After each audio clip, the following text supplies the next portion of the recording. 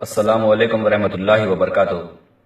ہمایوں نگر حیدرآباد کی مسجد عزیزیہ کے صدر و خطیب نے نماز جمعہ سے قبل اپنے بیان میں قرآن شریف کی ایک آیت تلاوت کرتے ہوئے اپنے ذاتی دماغی خول سے غلط معنی بیان کر دیے۔ خطیب صاحب نے واضح طور پر ہزاروں افراد کے سامنے قرآن کی سورہ البقرہ آیت نمبر 177 کہتے ہوئے بالکل غلط حوالہ بھی دے دیا۔ جس آیت کو خطیب صاحب نے تلاوت کیا ہے اس میں اللہ سبحانہ و تعالیٰ کی مخاطبت رسول اکرم صلی اللہ علیہ وسلم سے ہے، اور اللہ سبحانہ و تعالیٰ کافروں کے ضمن میں فرماتے ہیں کہ انہیں راہ پر لانا آپ کے ذمے نہیں ہے، لیکن اللہ سبحانہ و تعالیٰ جسے چاہتے ہیں راہ پر لاتے ہیں۔ خطیب صاحب نے اس آیت کو اپنے ذاتی انداز میں پیش کرتے ہوئے فرمان الہی کے معنی بدل ڈالے۔ خطیب صاحب نے آیت میں لفظ ذمہ داری کو رسول اکرم صلی اللہ علیہ وسلم کو نو پاور کہتے ہوئے، کوئی اختیار نہیں ہے کہتے ہوئے، قرآن کی آیت کی اپنی دماغی فکر سے مختلف تفسیر بیان کیے ہیں، جو امت محمدیہ کے لیے گمراہی اور فرمان الہی کی توہین کے ضمن میں آتا ہے۔ یہی نہیں بلکہ قرآنی آیت کے حوالے سے بالکل مختلف اور اپنی ذاتی تفسیر بتاتے ہوئے خطیب صاحب نے حضرت غوث اعظم عبد القادر جیلانی رحمۃ اللہ علیہ اور حضرت معین الدین چشتی خواجہ غریب نواز رحمۃ اللہ علیہ اور اولیاء اکرام کے متعلق قرآن کی آیت کے نام پر من گھڑت تفسیر پیش کر ڈالی ہے۔ لیس علیک ھداھم ولکن اللہ یہدی من یشاء۔ اے نبی، آپ کے ہاتھ میں ہدایت دینا نہیں ہے۔ You have no power for ہدایت۔ ان کو ہدایت دینا، لیس علیک ھداھم، ان کی ہدایت آپ کے ہاتھ میں نہیں ہے۔ پھر کون؟ وَلَٰكِنَّ اللَّهَ يَهْدِي مَن يَشَاءُ، اللہ تعالیٰ جس کو چاہتا ہے ہدایت دے دیتا ہے۔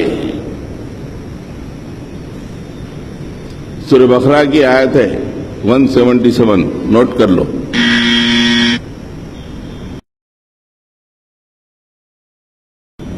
نو پاور، نو پاور۔ پوری کائنات میں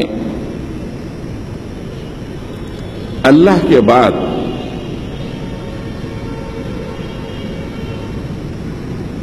بزرگ ترین ہستی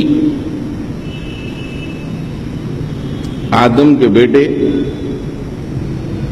آخری نبی محمد عربی صلی اللہ علیہ وسلم۔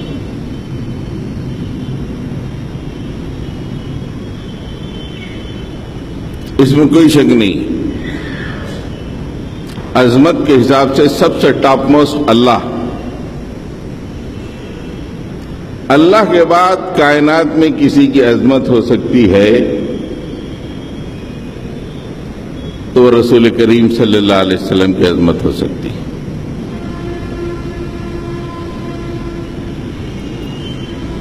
قرآن کہتا ہے کہ اتنے عظیم، اتنی عظمت والی ہستی میرے بعد نمبر 2 پوری کائنات میں، ان کو بھی میں نے کوئی اختیار نہیں دیا ہے۔ کوئی امیجن کر سکتے ہیں؟ ہم جن سے بولتے ہیں، جن کے بارے میں سنتے ہیں، وہ تو بہت بات کے لوگ ہیں۔ اللہ نے واضح طور پہ قرآن میں کہہ دیا کہ ان کو بھی میں نے کوئی اختیار نہیں دیا ہے۔ اب پھر اختیار کس کو ہے؟ ٹوٹل ہولڈ اسی کو ہے، ختم۔ خطیب صاحب نے ابھی جو آیت بیان کی اور کہا کہ سورہ البقرہ آیت نمبر 177 ہے، چیک کر لو۔ ہم نے چیک کر لیا، یہ آیت 177 نہیں ہے۔ کون سی آیت ہے؟ خطیب صاحب خود ڈھونڈ کر رجوع و اصلاح کرے۔ اس آیت میں لیسا علیکا کہا گیا، جس کا مطلب آپ پر۔ خطیب صاحب نے نو پاور، کوئی اختیار نہیں جیسے من گھڑت جملے بیان کرتے ہوئے قرآن اور رسول اکرم صلی اللہ علیہ وسلم کی توہین کی ہے۔ جہاں جو بات نہیں ہے اسے قرآن کہہ کر گمراہ کن بیان نہیں کرنا چاہیے۔ اب آ جائیں گے بڑے بڑے اولیاء، اللہ تعالیٰ ان کو کیسے چھوڑیں گے؟ فرشتوں کو نہیں چھوڑے، حضرت عیسیٰ کو نہیں چھوڑے، غوث پاک کو کیسے چھوڑیں گے؟ معین الدین چشتی رحمت اللہ علیہ کو کیسے چھوڑیں گے؟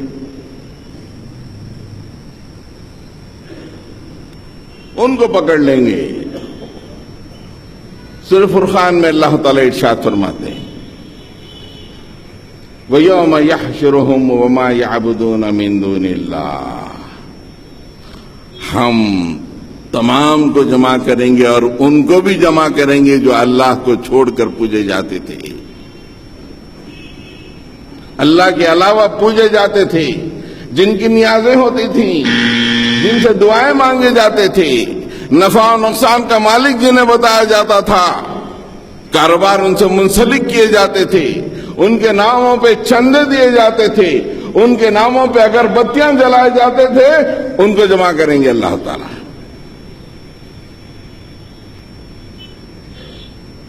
اس کے بعد ان سے پوچھیں گے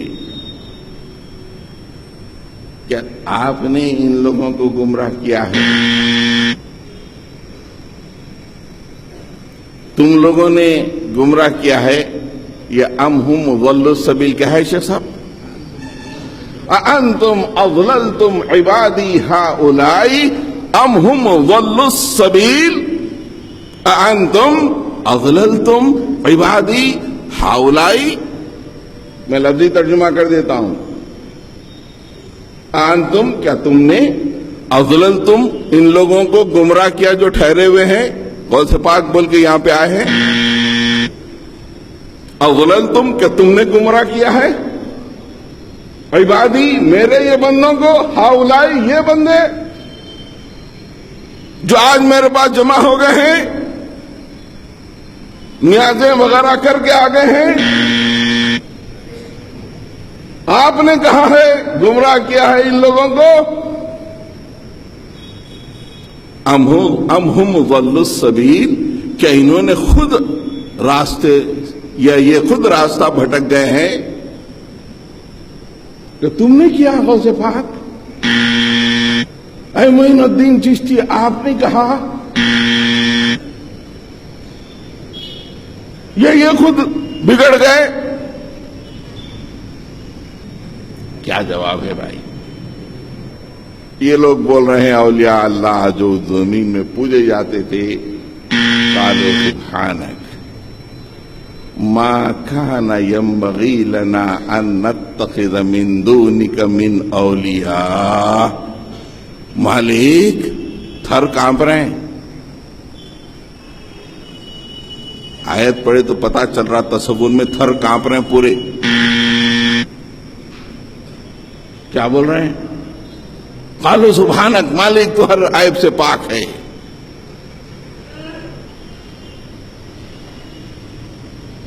غلطی آپ کی ہے بولے،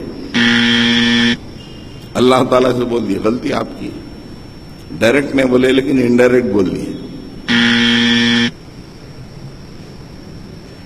وَلَكِن مَتَّعْتَهُمْ وَآبَاءَهُمْ حَتَّى نَسُوا الذِّكْرَ وَكَانُوا قَوْمًا بُورًا۔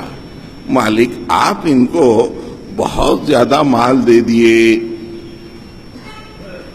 ضرورت زندگی سے زیادہ دے دیے، وَلَكِن مَتَّعْتَهُمْ وَآبَاءَهُمْ، اور ان کے باپ دادا کو بھی ایکسس مال دے دیے۔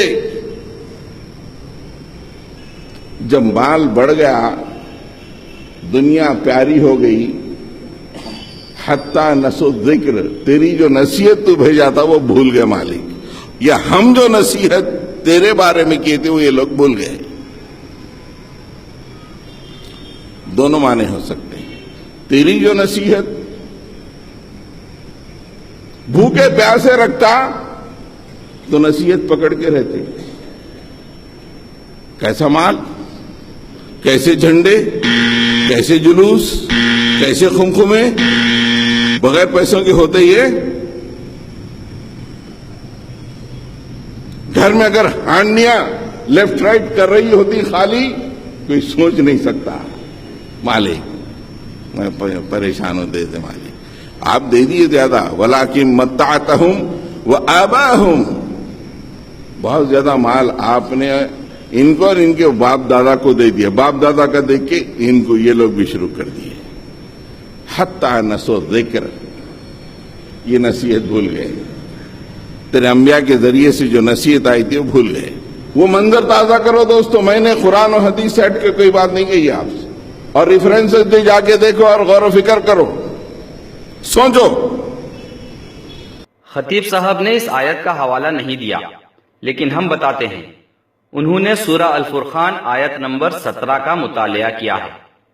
خطیب صاحب نے اس آیت کا حوالہ لیتے ہوئے حضرت عبد القادر جیلانی رحمۃ اللہ علیہ اور حضرت خواجہ معین الدین چشتی رحمۃ اللہ علیہ کا نام لیتے ہوئے من گھڑت اور اپنی ذاتی تفسیر بیان کر ڈالی، جبکہ یہ آیت کافروں اور مشرکین اور ان کے بنائے گئے معبودوں کے لیے کہی گئی ہے۔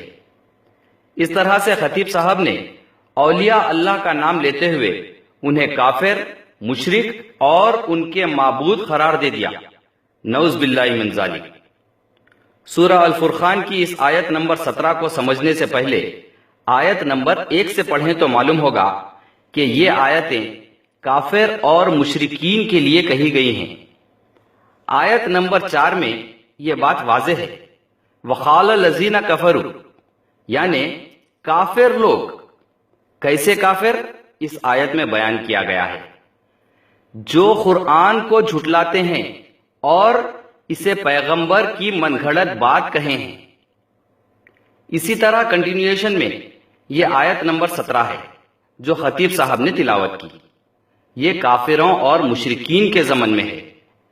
اس آیت میں کہا گیا ہے کہ اور جس روز اللہ تعالیٰ ان کو یعنی کافروں کو اور جن کو وہ لوگ خدا کے سوا پوجتے تھے ان کو جمع کریں گے، اور پھر ان کے معبودوں سے فرمائیں گے کہ کیا تم نے میرے ان بندوں کو گمراہ کیا تھا یا یہ خود ہی راہ راست سے گمراہ ہو گئے۔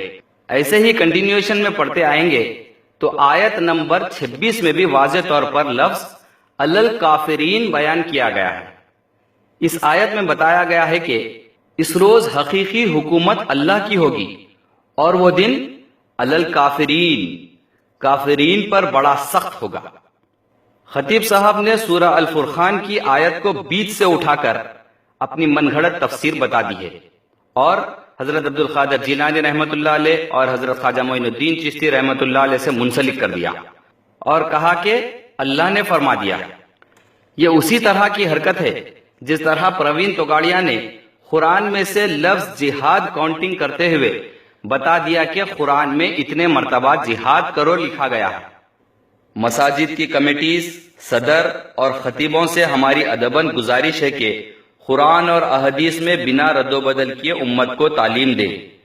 قرآن و احادیث عربی میں پڑھتے ہوئے اپنی زبان میں اپنا دماغی خول و ذاتی فکر بیان کریں گے تو یہ اللہ کے کلام اور فرمان رسول صلی اللہ علیہ وسلم کی توہین اور امت کو گمراہ کرنے کے ضمن میں آئے گا۔